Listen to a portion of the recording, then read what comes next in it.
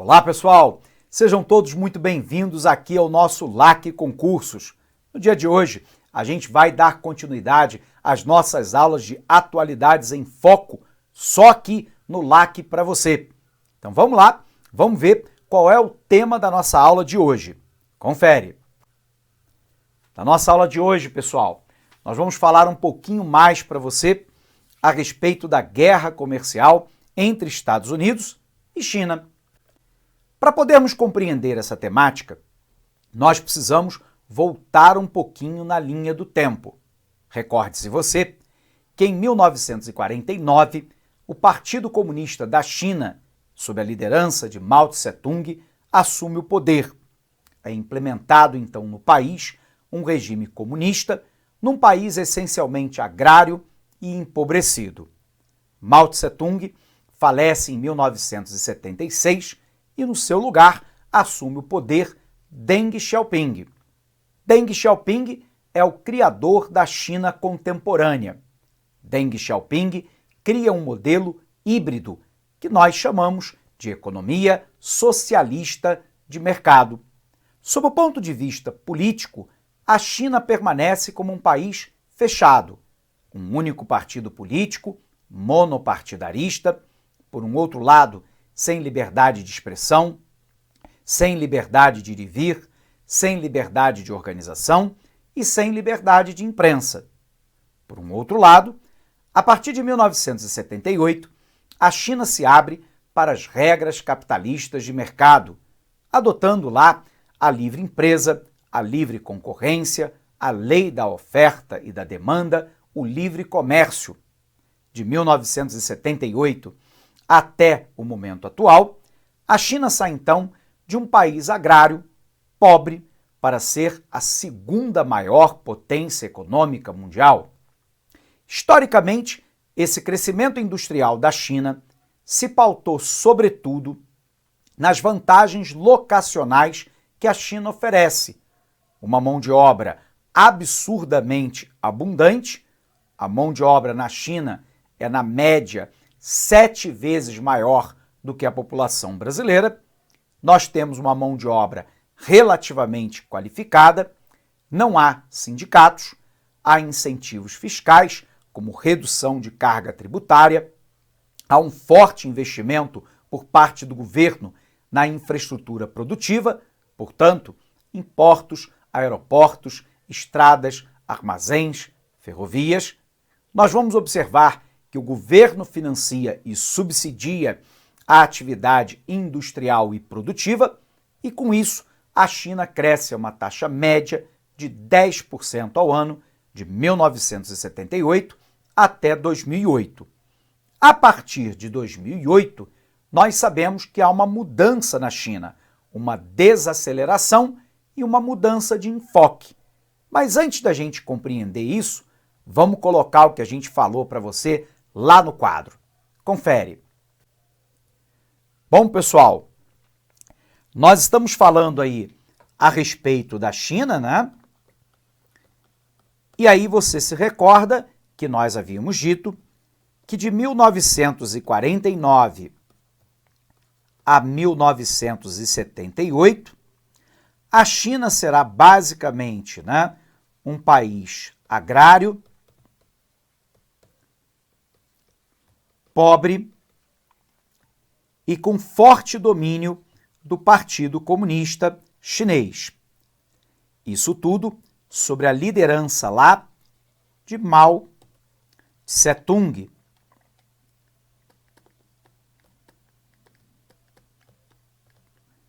A gente sabe, contudo, que isso começa a mudar a partir de 1978, a ascensão de Deng Xiaoping ao comando do país cria um modelo híbrido que nós chamamos de economia socialista de mercado. Ou seja, sob o ponto de vista político, um país fechado, sob o ponto de vista econômico, um país aberto. aberto para o capitalismo internacional? E a nossa pergunta é: quais são as vantagens locacionais ofertadas pela China? A China oferece uma série de vantagens para as empresas que lá se instalam. Por exemplo, uma mão de obra barata e relativamente qualificada.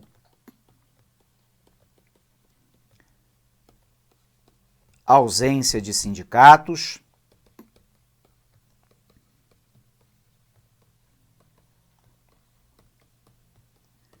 ao mesmo tempo,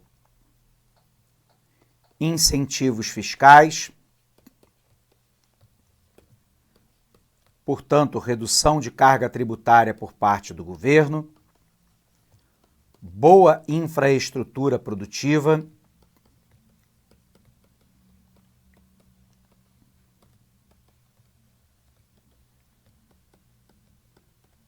e plataforma exportadora.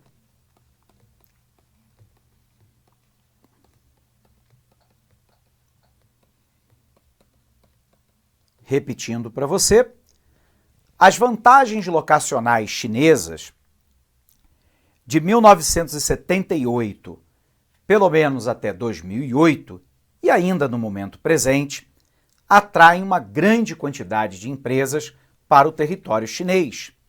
Uma mão de obra barata e relativamente qualificada, a ausência de sindicatos, incentivos fiscais com redução de carga tributária, uma boa infraestrutura produtiva e uma plataforma exportadora. Resultado: a China, de 1978 até 2008, cresce a uma taxa média de 10% ao ano. A partir de 2008, com a crise econômica mundial, a China desacelera, passa a crescer entre 6% a 6,5% ao ano, que ainda assim é um crescimento excepcional. No entanto, o atual dirigente chinês, chamado Xi Jinping, já anunciou que a China está mudando a sua estratégia de um país fortemente dependente do mercado externo para um país cada vez mais focado no mercado interno. Ora, você tem 1,3 bilhão de chineses, 1 em cada 5 no mundo é chinês. E a renda dessa população está em ascensão e, portanto, você tem uma possibilidade muito clara de ampliar o mercado através do mercado doméstico. Por um outro lado, a China quer deixar de ser uma produtora de ting-ling, de produtos de baixo valor agregado, para produzir cada vez mais itens de alto valor agregado, como, por exemplo, o setor automobilístico, espacial, informática, telecomunicação, semicondutores, dentre outros. O problema é que essa estratégia chinesa, ela bate de frente com os Estados Unidos. A gente sabe que há 2 anos atrás assume o poder nos Estados Unidos Donald Trump. Donald Trump vem lá de um partido republicano, um partido tradicionalmente mais liberal no campo econômico, que propõe lá a não intervenção do Estado na economia e, particularmente, o livre comércio. Donald Trump, no entanto, se contrapõe aos ideários do próprio partido político e vem implementando, nos Estados Unidos, uma política fortemente protecionista. E aí vem a nossa pergunta. Professor, o que vem a ser o protecionismo? O protecionismo é quando um país protege o seu mercado doméstico, basicamente por medidas como a elevação da tarifa de importação, também conhecido como imposto de importação, e por um outro lado, ele pode adotar cotas, que são limites de tonelagem ou quantidade de produtos que entram, pode adotar subsídios, ou seja, quando o governo subsidia, paga indiretamente parte do custo de produção do produtor americano para que ele tenha mais competitividade e pode estabelecer, inclusive, as chamadas barreiras sanitárias, que é quando o país coloca um conjunto de barreiras fitossanitárias tão difíceis de serem rompidas que limita ou impede a entrada de produto estrangeiro no seu país. Vamos botar no quadro isso para você? Vem para cá. A gente sabe, então, que a administração, de Donald Trump vem se marcando por ser lá fortemente protecionista. E o protecionismo pode acontecer em duas direções, O chamado protecionismo tarifário, que é basicamente, o aumento do imposto de importação, ou eu posso ter o protecionismo não tarifário, como, por exemplo, as cotas, os subsídios e as barreiras sanitárias. Seja qual for o modelo, o objetivo lá é muito claro: é dificultar ou impedir a entrada do produto no meu país. Bom, a grande questão é que Trump considera que a China está exercendo lá um conjunto de vantagens em relação ao comércio bilateral, Estados Unidos-China, com vantagem para a China e em detrimento do produtor americano. A partir daí, a China vem implementando uma série de tarifas cada vez mais elevadas e mais abrangentes, o que restringe, o que limita a entrada de produto chinês em território americano. E isso deu início a uma guerra comercial, porque a China tem retaliado na mesma altura. Os Estados Unidos, até agora, impuseram tarifas da ordem aproximada de 100 bilhões de dólares aos chineses. Os chineses fizeram absolutamente a mesma coisa. E isso inaugurou uma fase de forte guerra comercial entre a China e a América. Diga-se de passagem que os Estados Unidos não vem aplicando somente o protecionismo tarifário em relação aos chineses, vem fazendo o mesmo em relação ao México e ao Canadá, que fazem parte do NAFTA, o Acordo de Livre Comércio da América do Norte, envolvendo Estados Unidos, Canadá e México. Vem aplicando tarifas protecionistas em relação à União Europeia. Recentemente, suspendeu, mas estaria em vigor também, tarifas protegendo o mercado americano contra o aço e o alumínio brasileiro. Vem se protegendo, sobretudo, no entanto, contra os produtos chineses. Porque na medida em que a China deixa de ser uma produtora de itens de baixo valor agregado e passa a se concentrar em itens que os Estados Unidos exercem a liderança, é óbvio que o alvo principal da retaliação americana será a China.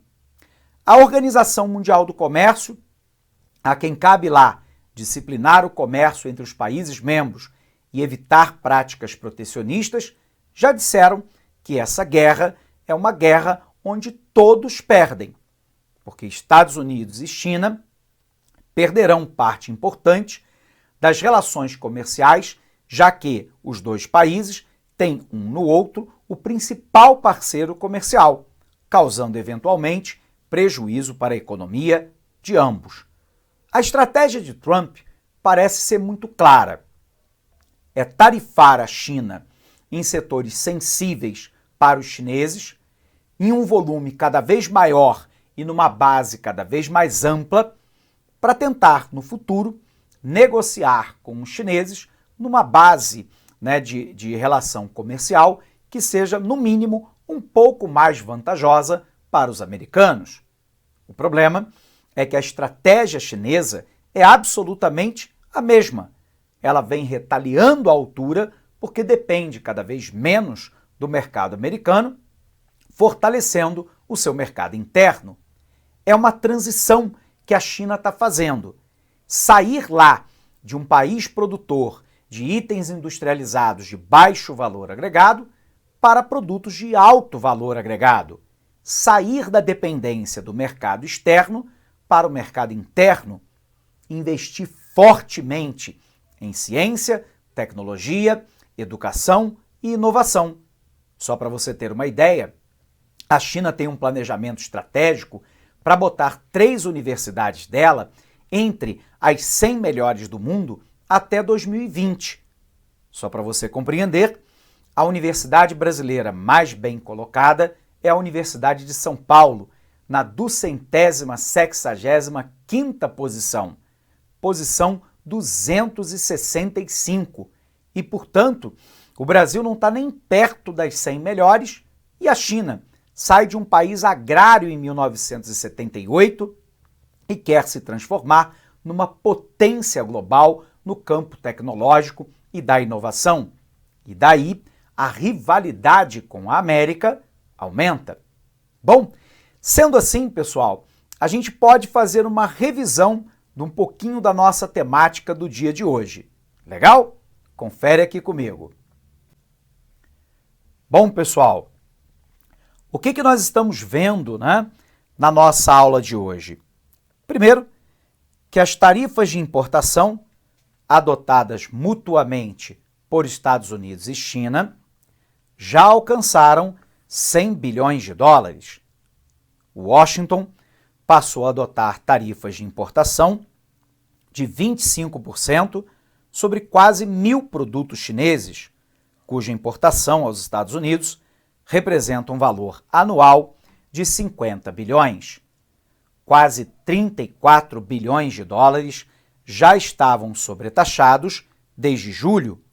Agora, Washington ampliou as tarifas e outros 16 bilhões de produtos importados da China.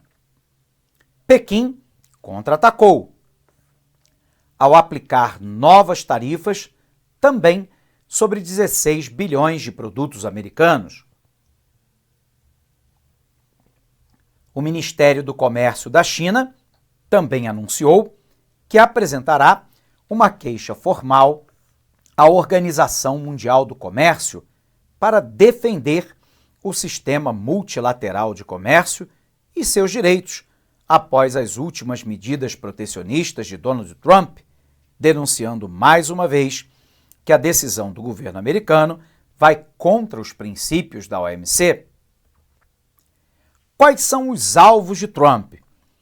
A medida de Washington é dirigida principalmente contra os produtos chineses que se beneficiam, segundo os americanos, de práticas comerciais desleais, como as transferências forçadas de tecnologia denunciadas pela administração do presidente Trump. Dessa maneira, computadores, componentes eletrônicos e ferramentas mecânicas se encontram entre os bens mais atingidos, com um total de 1,1 bilhão em importações de microprocessadores e outras máquinas eletrônicas. Outro alvo de Washington são os circuitos integrados, em um total de 700 milhões, assim como as células fotovoltaicas, que a cada ano importa no valor de 500 milhões de dólares, e as memórias de computadores, outros 400 milhões. Observe aqui o comércio entre China e Estados Unidos. Embora entre 2006 e 2017 os Estados Unidos tenham exportado de 54 para 130 bilhões de dólares para a China, o volume chinês é muito maior, de 288 bilhões para 506 bilhões entre 2006 e 2017. Isso tem levado a uma guerra comercial. Os alvos dos Estados Unidos são o setor espacial, robótica, manufaturados e automobilísticos. Já os da China, o setor automobilístico e produtos agrícolas, num total aí de pelo menos 34 bilhões só nesses setores. Observe aí que a guerra comercial, no entanto, pode estar muito longe do fim. Os Estados Unidos hoje impõem tarifas de quase 100 bilhões, mas chega a propor tarifa da ordem de 200 bilhões. Ameaça lá com tarifas adicionais de pouco mais de 200 bilhões. Resultado, se o total de tarifas potenciais fosse aplicados, eles seriam maiores do que os produtos importados da China para os Estados Unidos em todo o ano de 2017. Essa guerra de tarifas não é só contra a China. Observe que o país anunciou uma série de tarifas de importações para vários países. Em relação à China, a preocupação é com a propriedade intelectual, portanto, produtos médicos, tecnologia industrial e de transporte. Contra a União Europeia, também a proteção da indústria nacional, só que agora no setor de siderurgia e automotivo. Em relação ao México e ao Canadá, novamente com proteção da indústria nacional e também com siderurgia e automotivo. O problema é que esses países têm retaliado. A China, por exemplo, retaliou produto médico, tecnologia industrial e transporte exportado da América para a China. A União Europeia tem tarifado tecido, bebida, motocicleta e suco de laranja americano. México e Canadá, aço plano, alimento, alumínio, bebida e produtos higiênicos. Observe lá que outros países também foram atingidos pelas medidas protecionistas de Trump. Uma delas é o Brasil, a Argentina e a Austrália, embora lá nós estejamos agora sujeitos a cotas e não exatamente a um aumento indiscriminado de tarifas. Portanto, pessoal, observe lá que a gente vive uma ampla guerra comercial e nós não temos a menor previsão de quando que essa guerra acabará, quem sairá vencedor ou perdedor. Mas os especialistas nos dizem que essa guerra tende a prejudicar a economia global como um todo e, portanto, em detrimento de quase todos. Beleza?